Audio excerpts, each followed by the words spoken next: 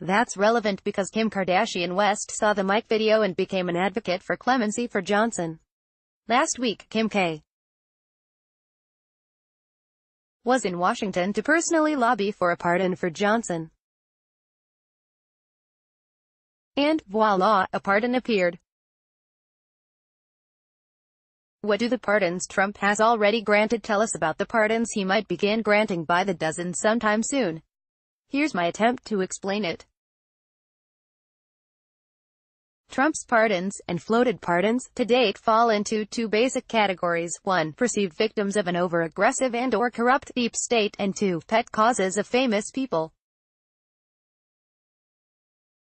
Let's take the second category first, because it's a smaller group and b, it's easier and quicker to explain.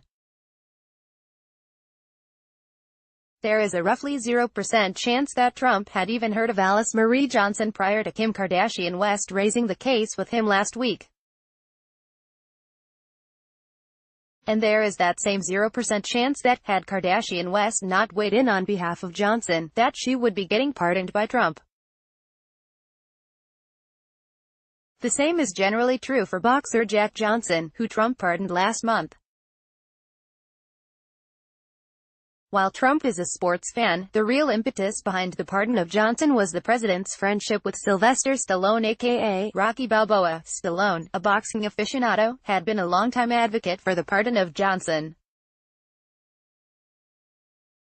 It didn't hurt that Lennox Lewis, the former heavyweight champion of the world, and WBC heavyweight champion Deontay Wilder were also in attendance at the pardon ceremony. Trump likes famous people. He likes to be friends with them. He likes to host them. He likes to do favors for them. He likes them to owe him for something. So, there are the Trump pardons of people famous people want him to pardon.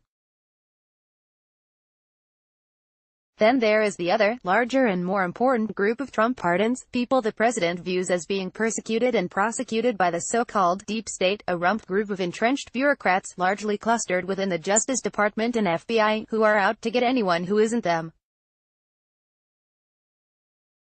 Libby, Arpaio and D'Souza all fit neatly into that category. Worth noting, in each of these examples, Trump did not seek counsel from the Office of Pardon Authority within the Justice Department. He is not required to do so, but presidents typically do. In each case, there was an argument made by some element within the conservative base that these individuals were being unfairly treated by a bureaucracy that simply disagreed with their ideas.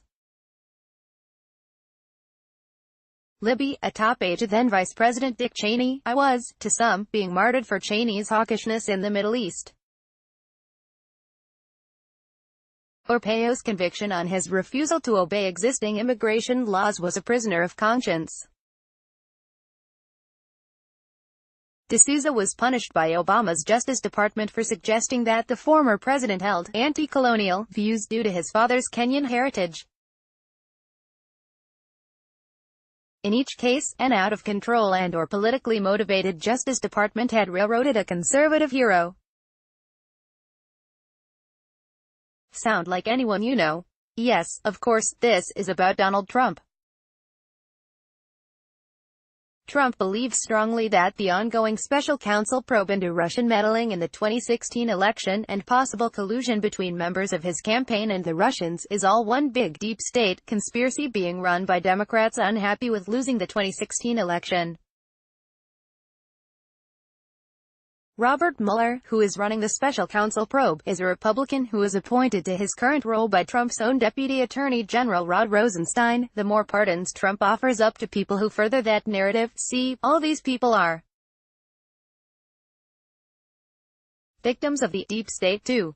The easier it is for the president to convince his core supporters that whatever Mueller's report says is fundamentally illegitimate because it is a product of the same deep state that convicted these other conservative heroes. But even before that stage, Trump's pardons play a critical role for the president. They say loudly and clearly to the likes of Paul Manafort and Michael Cohen, two Trump allies being pressured to flip by prosecutors, that he is ready, willing and able to pardon them if and when it comes to that. that no matter what Mueller, in the case of Manafort, or the Southern District of New York, in the case of Cohen, do, he can undo it. So they just need to stand strong and not flip.